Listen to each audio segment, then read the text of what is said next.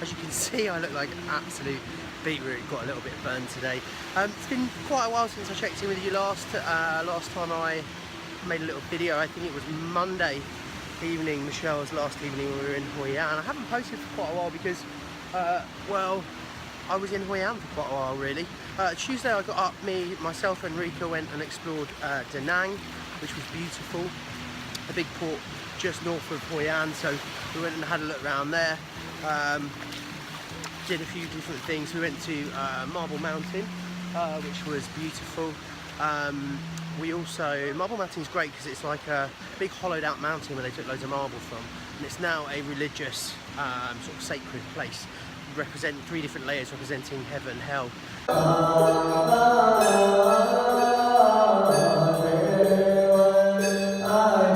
We then took the bike, we headed into town, had a look at the world's only fire-breathing bridge.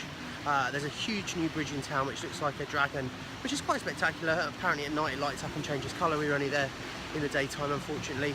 We then went on and had the most amazing seafood lunch down on the seafront. We had all sorts of different things like oysters and clams and giant prawns, whole fresh fish. It was really delicious. And then after that we headed over to go and see the statue of the Lady Buddha, which sits on the bay at the end, sits at the end of the bay on the hill, which is the most sacred sort of pilgrimage site for the Vietnamese. So obviously it's very busy there. It's the second day of Tet. This Lady Buddha is absolutely huge. It's bigger than Christ the Redeemer in Rio de Janeiro, so it gives you some idea of the scale. Although it's a Lady Buddha, it's actually a man, so it's Drag Buddha is what we decided to call him. From there we went and had a look at an 800-year-old banyan tree, which was beautiful. Sat down, looked out over that, you know, soaked up the view. It was really, really lovely. That's called Monkey Mountain.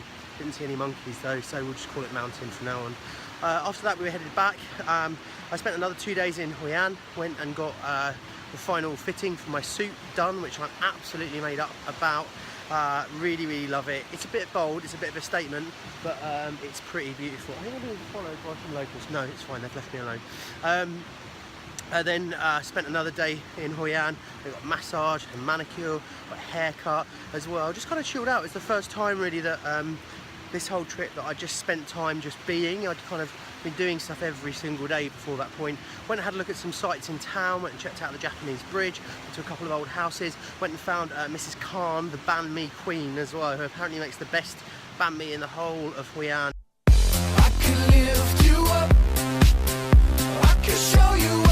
I can tell you it was absolutely sensational. If anyone that's following my Twitter feed will know I'm a bit obsessed with banh mi. And the reason I haven't lost any weight on this holiday so far is because I've done nothing but eat bread for at least 2 meals every single day. I had my final night in Hoi An, which was great. I'd been there for 5 nights, so you kind of become a bit of the furniture when you're in a hostel for 5 nights. Met some really great people there, but it was time to leave, and I headed off to Kon Tum. Now, it was the longest journey of this trip, so of the entirety of the trip actually, 300 kilometers, and also it was the first leg I was doing alone, and I'd had an upset tummy for 4 days, so I thought I was either definitely going to break down and be in trouble, or I was going to have an accident of another variety. There's only about, in 300 kilometers, there's probably just 2 towns, and they're like 100 kilometers apart up in the hills. And it was absolutely great. I was driving through, lots of lovely sights to look at, stopped and looked at some waterfalls. As my beard seems to get bigger, the locals really seem to love it, and they seem to be more and more enthralled by it. Lots of people stopping me and asking me for selfies, so had some selfies with a local. I'd also had selfies when I was at the Lady Buddha as well. They're just a little bit obsessed, I think. Anyway, got back on the bike, started to go. I was actually in 4th gear, going up a really massive hill, changed down to 3rd, and Wendy was not having any of it. The bike completely lost power, actually stalled in 3rd because it was going so slow. But I was doing about 30 kilometers an hour, so the back brake locked. It was a bit of a nightmare, and I was still 5 kilometers from the nearest town, so I was thinking this is going to be a nightmare. I managed to coast it for about 3 kilometers down a hill, finally got it started again, just coasted into this town, completely nursed it back to this town, and the problem was because it was still Tet, everything was closed. So I felt hopeless. For the first time in this trip I thought, oh my god, what have I done? Why am I doing this? This is going to end in disaster.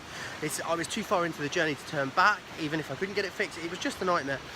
Anyway, I managed to find this young kid on his bike that spoke a little bit of English, explained the situation to him. He called a couple of his friends. We went and had a look for some more garages, and finally, after about 25 minutes, we managed to find a garage. The guy in the garage, it was amazing. He turned it on, revved it up as hard as it would go, and then he immediately knew what the problem was. About 15-20 minutes later, he'd fixed the bike.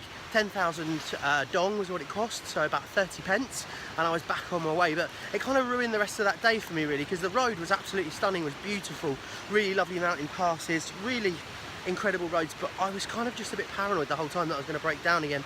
I finally rolled into Kontum, which is where I was stopping for the night. I was staying at the Conclaw Hotel, which was really lovely, had a really nice massive room. I got some sleep, went and got some food. Again, wasn't feeling great tummy wise, so really just wanted something bland really, but all I could find open was a place selling hot pot. Now hot pot is a pot of hot and sour soup, spicy sour soup at the table over a flame. You then add to that noodles, cabbage and beef. So it wasn't really what I was after. Had it anyway, got an early night, got up the next morning and felt amazing. It was the first night I hadn't slept in a hostel for a really long time and hadn't realised quite how tired I was. I was quite miserable really the day before, I think. But yeah, felt really fresh. Was meant to be going on to Bon Matut from there, which was about a 4-hour drive, but really boring drive, just dual carriageway all the way. And I rang the hotel where I'm staying now in Jungle Beach and said, could I book a room?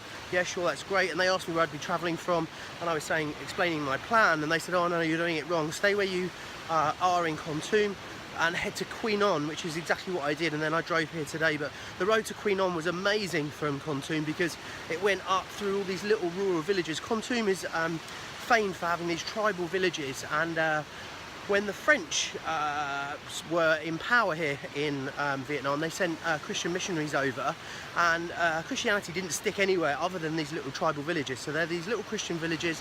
They have these big sort of meeting houses in them, completely untouched by the Western world. It was amazing driving up through all of that. Although the only thing about the journey was it was quite sparse. Now, where it's pretty lush everywhere here in Vietnam. I'm actually going to turn around and head back so you'll get a view of the mountains there behind me. It's pretty lush everywhere here in Vietnam, but around Kontum during the war was where the Americans used Agent Orange. Now Agent Orange was this chemical that they dropped to try and like clear some paths, so like a super strength weed killer almost, if you will. The problem is it's 40 years on and the stuff is still not growing, so you have these vast stretches of nothingness in like really barren in what is this really green lush country. And also unfortunately it's having lots of after effects as well, lots of birth defects, lots of learning difficulties, lots of disability that's happened since the war, and a lot of that apparently has been put down to this Agent Orange chemical. Anyway, I pushed on, drove for the rest of the day. It was a really rewarding drive as we headed down to the coast, really nice winding paths. I stopped and pulled over just to take a couple of pictures actually, and a couple of other backpackers stopped, and it turned out to be a guy called Roger and someone else that I'd met when I was in Hue. So we stopped, had a little chat. We were going to the same place as well, and on I went with my journey. Rolled into Hoi An, and I wasn't really expecting much. Obviously I hadn't researched it at all, and as I was getting closer it started to get really quite busy. It had quite a buzz about it, and when I pulled into the city, it's on the seafront, it had a really great buzz. It was really a sort of real metropolis, and it was really nice to see after spending somewhere as quiet as Kontum, and of course before that Hoi An. Checked into a hotel, found myself a really nice little hotel, went and finally got the Western food that I was craving. I had some pizza and again got an early night, and then today I headed here to where I am now, the beautiful Jungle Beach, which is just north of Nha Trang. It really is quite something, this place. Just a few little sort of sheds, I guess, really, that are nuzzled in this jungle area, and then you've got this wonderful, as you can see, 3-kilometre beach here that I'm just walking along now. The ride over here was fantastic. Took the highway for a little bit, got back on Highway 1. Not the best situation, didn't really want to drive that, but it was great to just kill some miles. And then I took a little bit of a detour, and I stopped at this place. I didn't really know where I was stopping, but I saw these blue signs pointing out this place that was a natural reef or a point of interest. So I drove up there, and it was 10,000 dong, I think 30 pence to get in. So went and climbed down the side of this cliff, and it was like Giant's Causeway was the only way to describe it, like a smaller version of that. I'm guessing it has some sort of religious significance or cultural significance because there was lots of Vietnamese there. Obviously it's still the Tet holiday, so went and had a look at that, took some photos, and it was paradise. I mean, you had a bay, had these lovely, all these fishing boats in the bay, drove from there around some more winding paths, went down, dropped down to the shoreline, passed by a huge floating village. I looked like Halong Bay, but next to the country, next to the coast I should say, not so much in the middle of the sea. And then I carried on my journey here to where I am now in Phong Nha, and I must say I am absolutely knackered. As you can see, I'm completely sunburnt. I'm not getting on the bike tomorrow, which is fantastic, because I have driven 750 kilometers in the last 3 days, so I've got a very, very sore bum. Hello. Say hello. I've got a very, very sore bum, as you can imagine. I genuinely have sores. It's a long way to bike in just a few short days. But I'm going to go get back to where I'm staying. It's all meals included where I'm staying. There's about 30-40 people staying here, so we're going to have a big communal dinner this evening. And then I'm going to spend the day, what am I going to do tomorrow? I'm going to lay on the beach and I'm going to read Nigel May's new book tomorrow, I think. So take care, whatever you're doing, have a great day, and I'll check in with you really soon. Bye-bye.